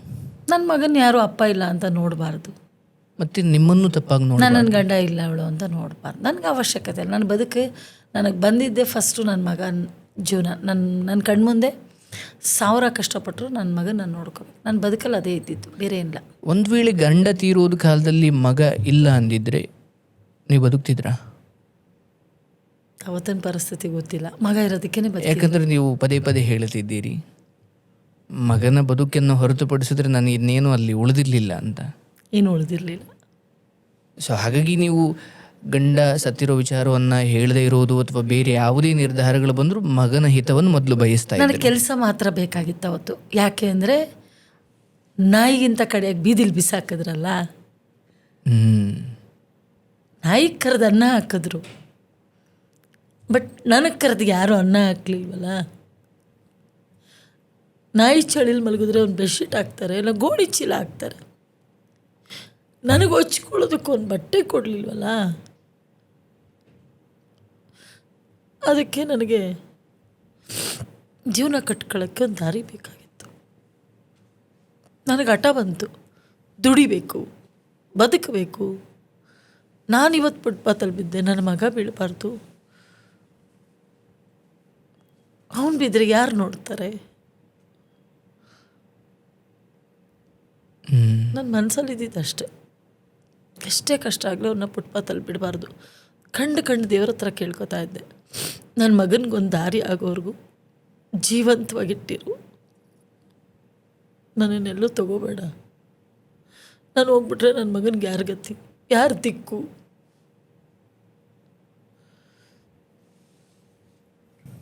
ಗಂಡ ಕಾಲವಾದ ನಂತರ ಸಾಮಾನ್ಯವಾಗಿ ಹೆಣ್ಣುಮಕ್ಕಳು ಅನುಭವಿಸುವ ಈ ಪ್ರಪಂಚದ ಕಾಮದೃಷ್ಟಿಯ ನರಕವನ್ನು ನೀವು ಯಾವತ್ತಾದರೂ ಕಂಡಿದ್ದೀರಾ ಈ ಸಮಾಜದಲ್ಲಿ? ತುಂಬ ಚಿಕ್ಕ ವಯಸ್ಸು, ಕೊಚ್ಕೊಳ್ಳಲ್ಲ. ನೋಡೋಕೆ ನನಗೆ ನಾನು ಚೆನ್ನಾಗಿದ್ದೆ. ಚಿಕ್ಕ ವಯಸ್ಸು, ನೋಡೋದು ಸಹಜ, ಮಾತಾಡೋದು ಸಹಜ, ಕೇಳೋದು ಸಹಜ. ಯಾರ ಹತ್ರ ಸಾಲ ಕೇಳಿದ್ರೆ, 100 ರೂಪಾಯಿ ಕೇಳಿದ್ರೆ 100 ರೂಪಾಯಿ ಕೊಡ್ತೀನಿ, ಬರ್ತೀಯ ರಾತ್ರಿ ಅನ್ನೋ ಪ್ರಪಂಚನೂ ಎದುರಿಸ್ಬಿಟ್ಟಿದ್ದೀನಿ. ನೀವು ಅದನ್ನು ಎದುರಿಸಿದ್ದೀನಿ. ಯಾರು ಕೊಡ್ತಾರೆ? ಯಾರನ್ನ ಕೇಳಕ್ಕೆ ಹೋಗ್ತೀನಿ, ಉದ್ದೇಶ ಏನು? ನನಗೆ ಕೊಟ್ಟರು, ಯಾವ ಉದ್ದೇಶಕ್ಕೆ ಕೊಟ್ಟರು? ಹೆದರ್ಸಿದ್ದೀನಿ ಅದೆಲ್ಲ. ಅದ್ರ ಜೊತೆಗೆ ತುಂಬ ಒಳ್ಳೆಯ ಜನನೂ ಸಿಕ್ಕಿದ್ದಾರೆ ನನಗೆ.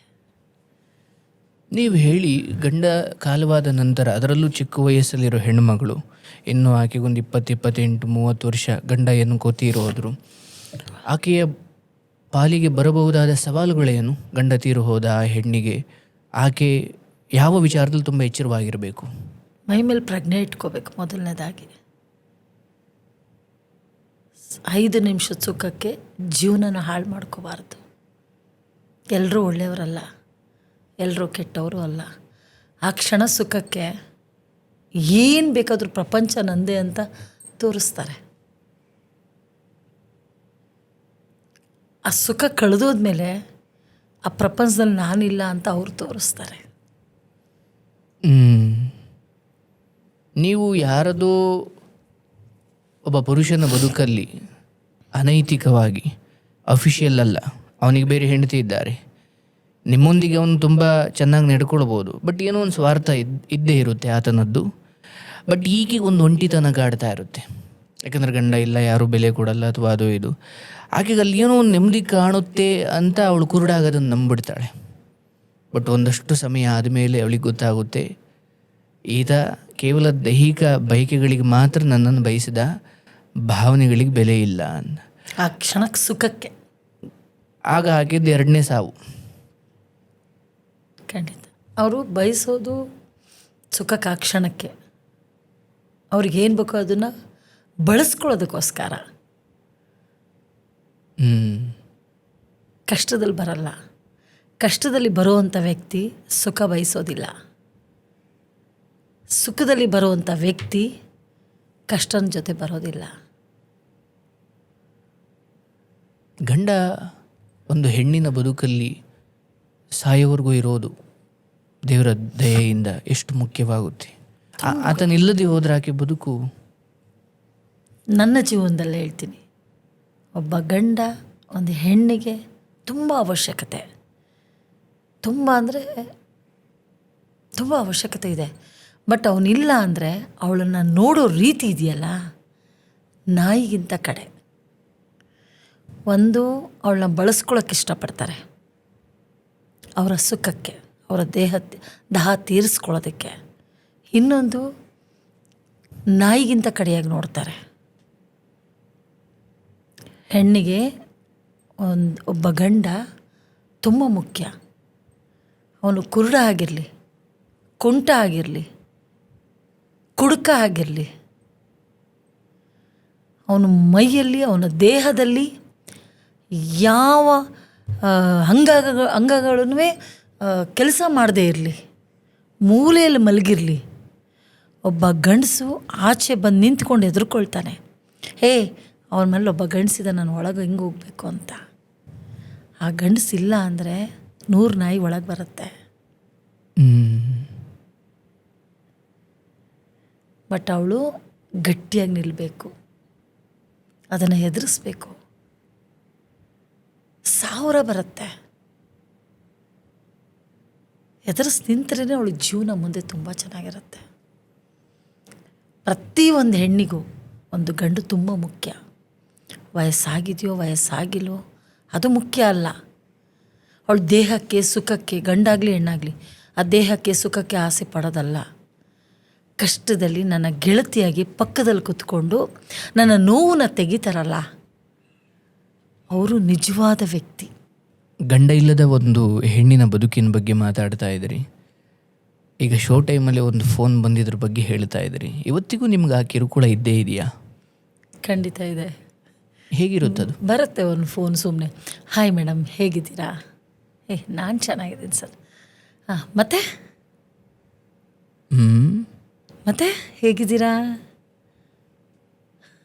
ಇದೇ ಪದ. ಮುಂದಕ್ಕೆ ಹೋಗಲ್ಲ ಅಂದರೆ ಬೇರೆ.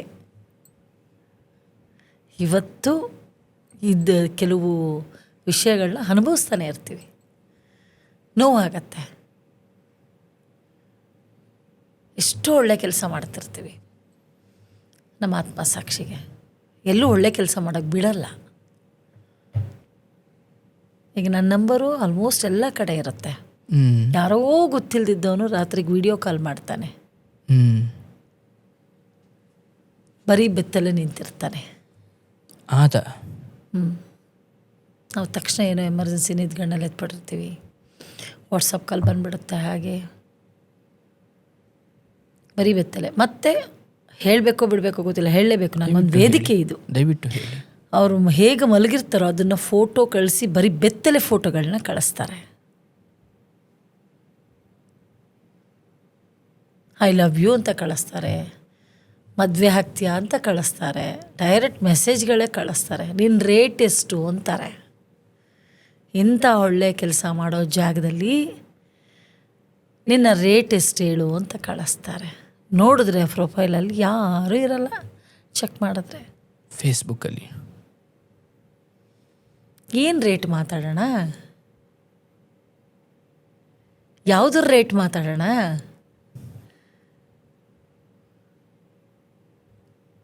ನೋವಾಗತ್ತೆ. ತುಂಬ ಪದಗಳು ಕೇಳಬೇಕು ಹೆಣ್ಮಕ್ಳು ಆಚೆ ಬಂದಾಗ.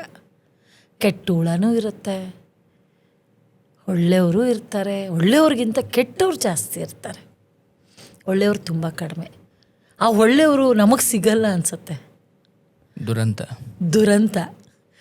ಒಳ್ಳೆಯವ್ರು ಸಿಗಲ್ಲ. ದೇವರು ಒಳ್ಳೆಯವ್ರನ್ನ ಜಾಸ್ತಿ ದಿವಸನೂ ಬಿಡಲ್ಲ. ಅದೇನೋ ಆಸೆನೋ ಗೊತ್ತಿಲ್ಲ, ದೇವರಿಗೆ ಒಳ್ಳೆಯವ್ರನ್ನ ಕಂಡ್ರೆ ಕರ್ಕೊಂಬಿಡ್ತಾನೆ. ಇದೇ ನನ್ನ ಗಂಡ ಇದ್ದಿದ್ರೆ ಇವತ್ತು ನಾನು ಬೀದಿಲಿ ಇರ್ತಿದ್ನಾ? ನನ್ನ ಬೀದಿಲಿ ಮಲಗಕ್ಕೆ ಬಿಡ್ತಿದ್ನಾ? ನನ್ನ ಮಗನೂ ನೀರ ಹತ್ರ ಹೋಗಿ ಸಾಯೋದಕ್ಕೆ ಬಿಡ್ತಿದ್ನಾ? ಅವನಿಗೆ ಅನಿಸೋ ಚುರ್ರಂತ ಕರಳು ಬೇರೆಯವ್ರಿಗೆ ಅನಿಸಲ್ಲ. ಬೇರೆಯವ್ರಿಗೆ ಯಾರೇ ಬರಲಿ ಅವನು ಭಯ ಪಟ್ಕೊಂಡೇ ಬರಬೇಕು, ಮನಸ್ಫೂರ್ತಿಯಾಗಿ ಬರೋಕ್ಕಾಗಲ್ಲ. ಮನೇಲೊಬ್ಬ ಗಂಡಸಿದಂಗೆ ಕಣಪ್ಪ ಅಂತ. ಕರೆಕ್ಟ್ ಅಲ್ವಾ? ಭಯ ಪಟ್ಕೊಂಡು ಹೆಜ್ಜೆ ಇಡಬೇಕು ಅವನು. ಈ ಥರ ನಿಮಗೆ ಅಶ್ಲೀಲವಾಗಿ ಮೆಸೇಜು ಫೋನ್ ಮಾಡ್ತಾರಲ್ಲ, ಅವ್ರಿಗೆ ನೀವು ವಾಪಸ್ ಯಾಕಪ್ಪ ಹಿಂಗೆ ಮಾಡ್ತೀರಾ ಅಂತ ಯಾವತ್ತೂ ಹೇಳಿಲ್ವಾ? ಬಾಯಿಗೆ ಎರಡನೇ ಮುಖ ತರ್ತೀನಿ, ಚಾಮುಂಡಿ ಮುಖನ. ಬಾಯಿಗೆ ಬಂದಂಗೆ ಬೈದ್ಬಿಡ್ತೀನಿ. ನೋವು ಎಷ್ಟಿರುತ್ತೋ, ನಾವು ಬದುಕಿರ್ತೀವಲ್ಲ, ಈ ನೋವು, ಸಂಕಟ, ದುಃಖ, ಒದ್ದಾಟದ ಮಧ್ಯೆ ಒದ್ದಾಟ, ಬದುಕಲೇಬೇಕು. ನಾನು ಏನೋ ಮಾಡ್ಕೊಂಬಿಟ್ರೆ, ಏನೋ ಇತ್ತು ಮಾಡ್ಕೊಂಡ್ಲು, ಏನಿತ್ತು ಯಾರಿಗೆ ಗೊತ್ತು, ಇವಳಿಗೆ ಮಾಡ್ಕೊಂಡ್ಲು. ಕರೆಕ್ಟಾಗಿದ್ದಿದ್ರೆ ಬದುಕ್ತಿದ್ಲು. ಸಾವಿಗೂ ಕಳಂಕವನ್ನು ಅಂಟಿಸ್ತಾರೆ. ಓ, ನಿಮ್ಮ ಮಗನಿಗೂ ನೆಮ್ಮದಿ ಅಲ್ಲ. ಹಾಂ, ಅವನಿಗೂ ಹೇಳ್ತಾರೆ, ಅಯ್ಯೋ ನಿಮ್ಮ ಮುಂದೆ ಏನಿತ್ತೋ ಓದ್ಲು ಬಿಡ, ಇದ್ದಿದ್ರೆ ಇರ್ತಿದ್ಲು, ಯಾಕೆ ಸಾಯ್ಬೇಕು ನಾನು? ಸಾಯಕ್ಕೆ ನಾನು ಪ್ರಯತ್ನ ಪಟ್ಟಿದ್ದು ನಿಜ ಇಲ್ಲ ಅಂತಲ್ಲ. ಆವಾಗ ಗಂಡ ತೀರೋದ ಕಾಲದಲ್ಲಿ ಬದುಕೇ ಬೇಡ. ಈಗ ಸಾಯಲ್ಲ, 100 ಜನ ಅಲ್ಲ 1000 ಜನ ಬಂದರೂ ಎದುರಿಸ್ತೀನಿ.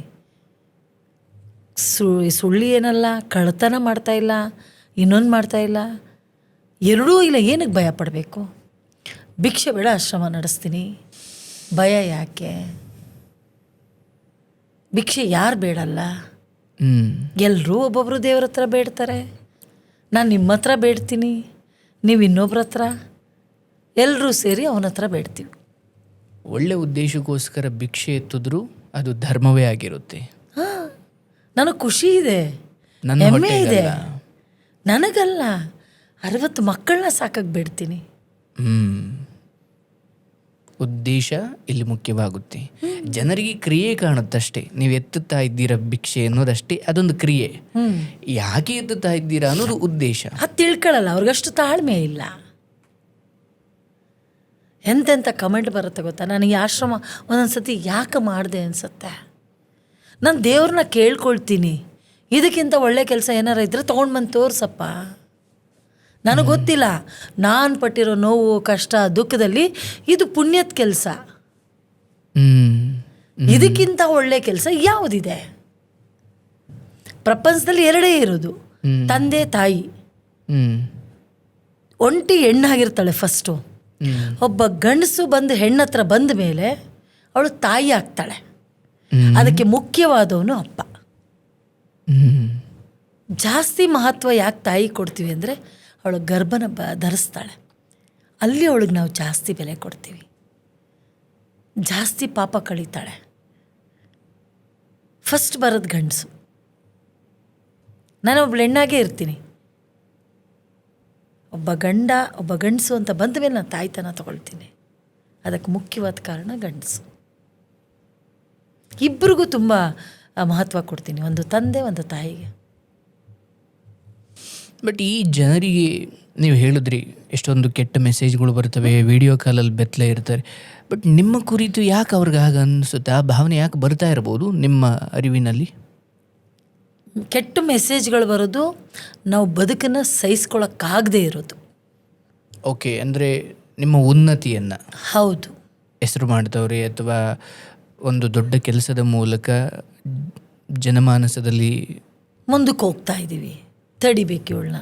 ಅದಕ್ಕೆ ಈ ಮಾರ್ಗ ಅವ್ರಿಗೆ ಅದೇ ಕೆಲಸ, ಕುಗ್ಗಿಸೋದು, ಕುಗ್ಸೋದು ನನ್ನನ್ನು. ಓ, ಮೆಸೇಜ್ಗಳು ಕುಗ್ಸೋದು, ಹ್ಞೂ, ವಿಡಿಯೋ ಕಾಲ್ಸ್ಗಳು, ಇನ್ನೊಂದಷ್ಟು ಕೆಟ್ಟ ಪದಗಳು ಅವರು ದಹನ ತೀರಿಸ್ಕೊಳ್ಳೋದಕ್ಕೆ. ಎರಡಕ್ಕೂ ತುಂಬ ವ್ಯತ್ಯಾಸ ಇದೆ. ಅವರು ನೋಡೋ ದೃಷ್ಟಿ ಬೇರೆ. ನನ್ನ ಮತ್ತೆ ನೋಡೋಕೆ ಚೆನ್ನಾಗಿದ್ದಾಳಾ, ಹೇ ಅವಳು ಬೇಕು ನನಗೆ. ಮತ್ತು ಒಂಟಿ ಇದ್ದೀರಾ ಅಥವಾ ಗಂಡ ಇಲ್ಲ ಅಂತ ಕೆಲವೊಮ್ಮೆ ಬೇರೆ ಬೇರೆ ಸಂದರ್ಶನಗಳಲ್ಲಿ ತಿಳ್ಕೊಂಡಿರ್ತಾರೆ. ಹಾಂ, ಖಂಡಿತ. ಇತ್ತೀಚೆಗೆ ನನಗೆ ಜಾಸ್ತಿ ಆಗಿದೆ ಅದೆಲ್ಲ. ಆವಾಗ ನೋವಲ್ಲಿ ಹೋಗ್ಬೇಕಾದ್ರೆ ಒಂದಿತ್ತು, ಅವಾಗಲೂ ಕಾಟನೇ. ಈಗ ಗೊತ್ತಾದ್ಮೇಲೆ ಇನ್ನೂ ಒಂದಷ್ಟು ಕಾಟ ಅನಿಸಿದ್ಯಾ ಯಾವತ್ತಾದರೂ? ಯಾಕಂದರೆ ನೀವು ಈ ಕಾರಣಕ್ಕೆ ನೀವು ಸಿನಿಮಾ ರಂಗದಲ್ಲಿ ಎಷ್ಟೋ ವರ್ಷಗಳ ಕಾಲ ಹೇಳೇ ಇರಲಿಲ್ಲ. ಇಲ್ಲ, ಹೇಳಿರಲಿಲ್ಲ. ಬಿಕಾಸ್ ಇದು ಒಂದು ಕಾರಣ. 22 ವರ್ಷ ಹೇಳಲಿಲ್ಲ ಇಂಡಸ್ಟ್ರಿಯಲ್ಲಿ. ಎಲ್ಲರೂ ಕೇಳ್ತಿದ್ರು ಶೂಟಿಂಗ್ ಹೋದಾಗ, ನಿಮ್ಮ ಮನೆಯವ್ರು ಏನು ಕೆಲಸ ಮಾಡ್ತಾರೆ?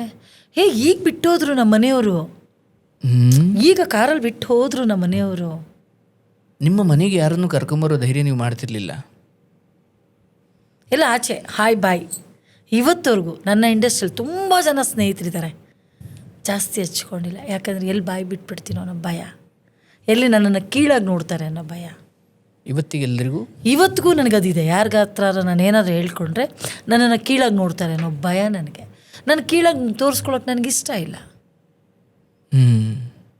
ನನ್ನನ್ನು ಯಾರೂ ಕೀಳಾಗಿ ನೋಡಬಾರ್ದು, ಅದು ನನ್ನ ಉದ್ದೇಶ. ಯಾಕೆ? ನಾನು ಕಷ್ಟಪಡ್ತೀನಿ, ಕೆಲಸ ಮಾಡ್ತೀನಿ, ಏಳು ಉಚ್ಚೆ ಬಾಚ ಕೂರಡಿ ಹೋಗಿ ಕ್ಯಾರವನಲ್ಲಿ ಕೂತ್ಕೊಂಡಿದ್ದೀನಿ. 6ನೇ ಕ್ಲಾಸ್ ಓದಿ 600 ಸಿನಿಮಾ ಮಾಡಿದ್ದೀನಿ ನಾನು. ನನ್ನ ಹೆಮ್ಮೆ ಇದೆ. ಫಸ್ಟು ನನಗೆ ಬೇರೆಯವರು ನನ್ನ ಹೆಮ್ಮೆ ಪಡೋದಕ್ಕಿಂತ ನನ್ನ ಯೋಗ್ಯತೆ ನನಗೆ ಹೆಮ್ಮೆ. ಈ ಶಶಿಕಲನ್ ಬಗ್ಗೆ ನಾನು ಹೆಮ್ಮೆ ತಗೋಬೇಕು. ನನ್ನ ಮನಸ್ಸಿದೆಯಲ್ಲ, ನನ್ನ ಮನಸ್ಸು, ನನ್ನ ದೇಹಕ್ಕೆ, ನನ್ನ ಏನಿದೆ ನನ್ನ ಪೂರ್ತಿ ನನ್ನ ದೇಹಕ್ಕೆ ನಾನು ಹ್ಯಾಟ್ಸಪ್ ಹೇಳ್ಕೋಬೇಕು ಫಸ್ಟು, ನನ್ನ ಹಿಡಿತದಲ್ಲಿದ್ದಕ್ಕೆ. ಬೇರೆಯವ್ರಿಗೆ ಯಾರಿಗೋ ನನಗೆ ಬೇಕಾಗಿಲ್ಲ, ಅದಾಮೇಲೆ ಬರುತ್ತೆ. ಫಸ್ಟು ನನಗೆ ನಾನು ಧೈರ್ಯ ತಂದ್ಕೋಬೇಕು, ನನಗೆ ನಾನು ಗುಡ್. ನಾನು ಇನ್ನೊಬ್ರು ಯಾರೋ ಗುಡ್ ಕೊಡೋದಕ್ಕಿಂತ, 10ಕ್ಕೆ 10 ಅಂಕ ಕೊಡೋದಕ್ಕಿಂತ ನನಗೆ ನಾನು 1000 ಅಂಕ ತಗೊಳ್ತೀನಿ. ಬೇರೆ ಯಾರೋ ಕೊಡೋದು ಬೇಡ. ನನಗೆ ಗೊತ್ತಲ್ವಾ, ನನ್ನ ಮನದಾಳದ ಮಾತು ಯಾರಿಗೆ ಗೊತ್ತು, ನನ್ನ ನೋವು ಯಾರಿಗೆ ಗೊತ್ತು?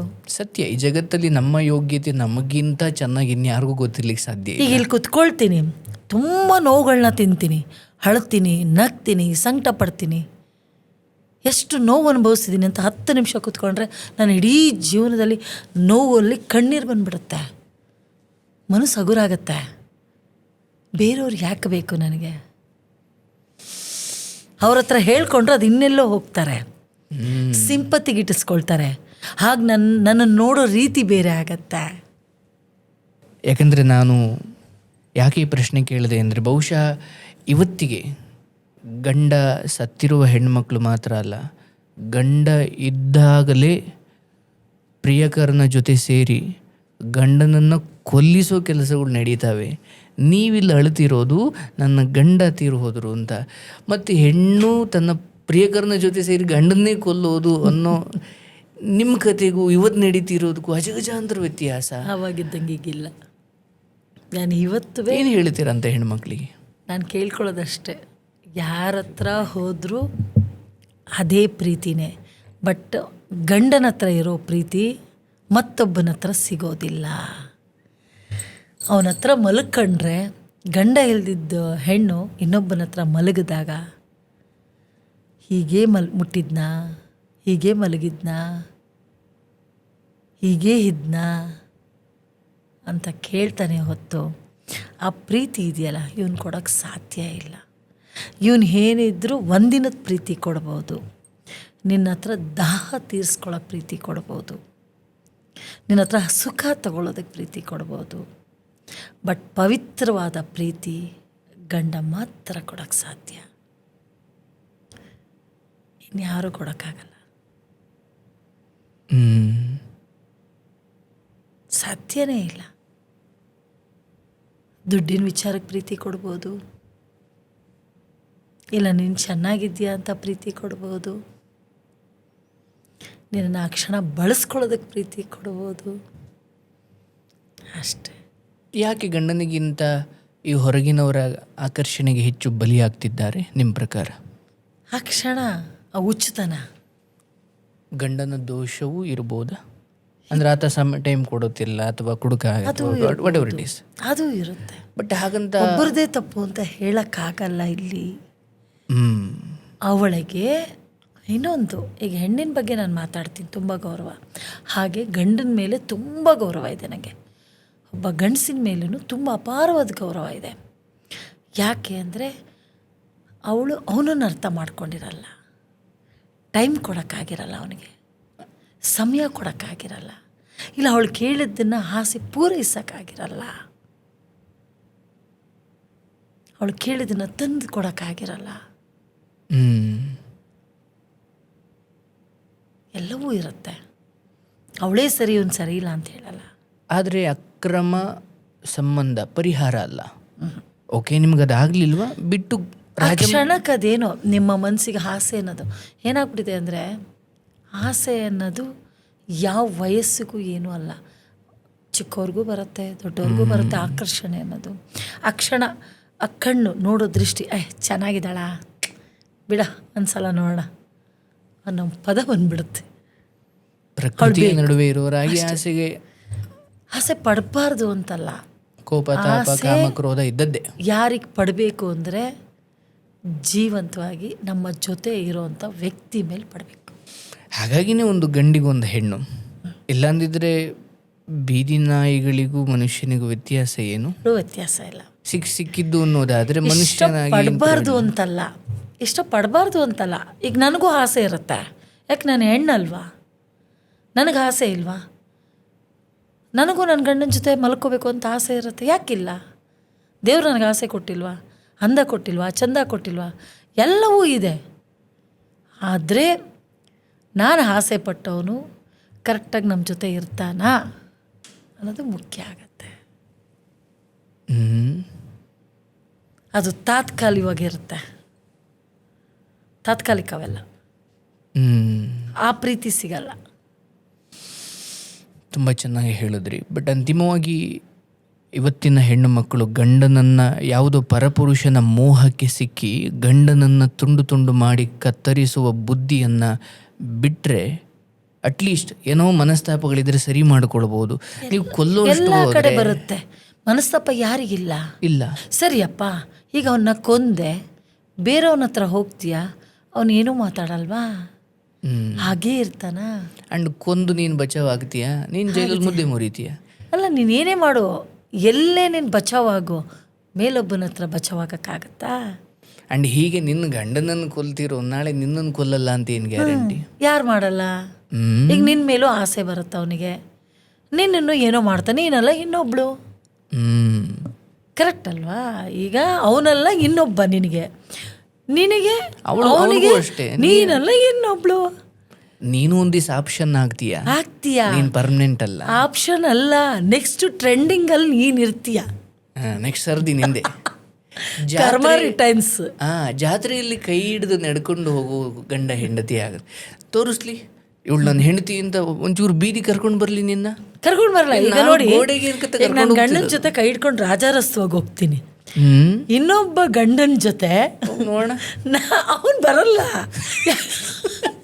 ಯಾಕೆಂದ್ರೆ ನಾಳೆ ಬೀದಿಲಿ ಇರ್ತಾನ ಅವನು, ಅವನ ಕುಟುಂಬ ಇರುತ್ತೆ. ತಪ್ಪದು. ಧರ್ಮವನ್ನು ನಿರ್ಧರಿಸೋದು ಇಷ್ಟೇ.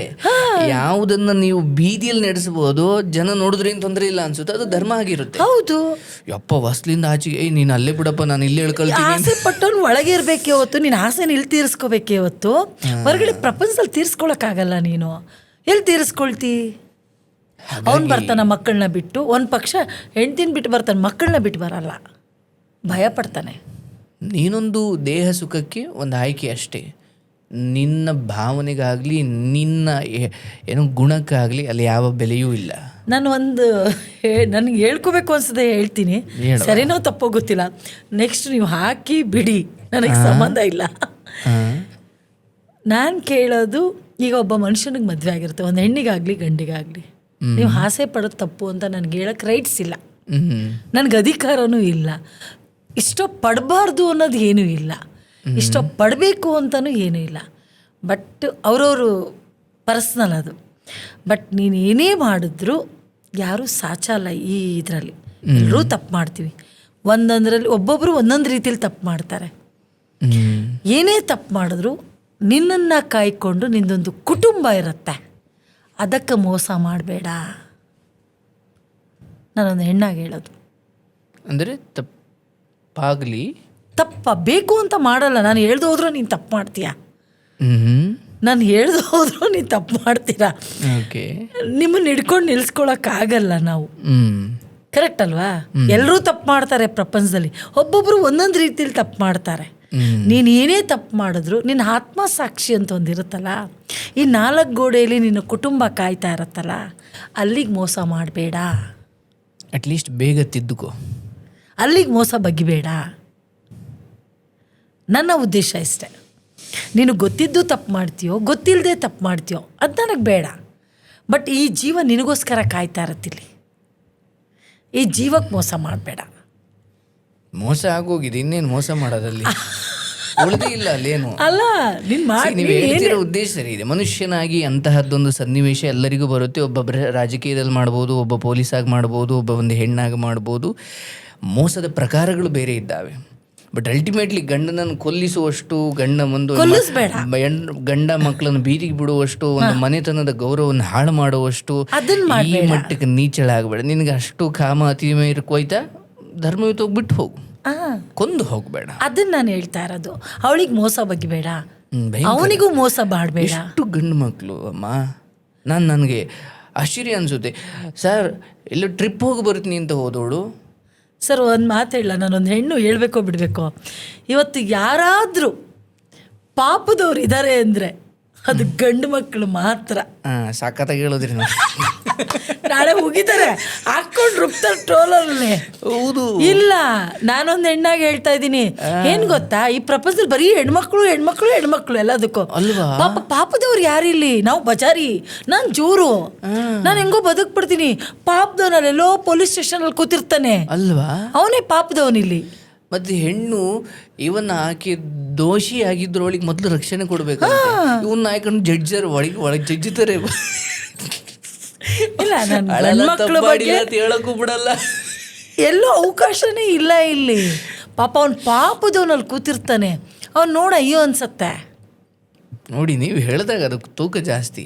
ಯಾಕಂದ್ರೆ ಅದೇ ನಡೀತಾ ಇರೋದು ಇವತ್ತು. ಅವನಿಲ್ಲ ಅಂದ್ರೆ ಇವಳು ಬದುಕು ನಾಯಿ ಬದುಕಲ್ವಾ, ಅದಕ್ಕೆ ಹೇಳಿದೆ ಅಲ್ವಾ. ನಾನು ಯಾಕೆ ಹೇಳಿದೆ ಅಂದರೆ, ನೀವು ಗಂಡನನ್ನು ಕಳ್ಕೊಂಡಾದ್ಮೇಲೆ ಇಲ್ಲಿವರೆಗೂ ನಿಮ್ಮ ಬದುಕಿರುವ ಜೀವನವನ್ನು ಎಷ್ಟು ಸಂದರ್ಶನಗಳಲ್ಲಿ ಮಾತಾಡಿದ್ದೀರಿ. ಸೊ ಇದು ಒಂದು ಕಡೆ ಮಾದರಿಯುತ ಬದುಕಾದರೆ, ಇನ್ನೊಂದು ಕಡೆ ಈಗ ನ್ಯೂಸ್ ಪೇಪರ್ಲೆಲ್ಲ ಕೇಳ್ತೀವಲ್ಲ, ಪ್ರಿಯಕರನ ಜೊತೆ ಸೇರಿ ತುಂಡು ಮಾಡಿ ಫ್ರಿಡ್ಜ್ ಒಳಗೆ ಇಟ್ಟಿದ್ರು, ಡಬ್ಬದೊಳಗೆ ಇಟ್ಟಿದ್ರು ಅಂದಾಗ ಒಂದು ಹೆಣ್ಣಿಗೆ ಅವಳ ಮಾರಲ್ ಅಥವಾ ಅವಳ ನೈತಿಕ ಹಂತ ಕುಸಿದಾಗ ರಾಕ್ಷಸಿ ಆಗ್ತಾಳೆ.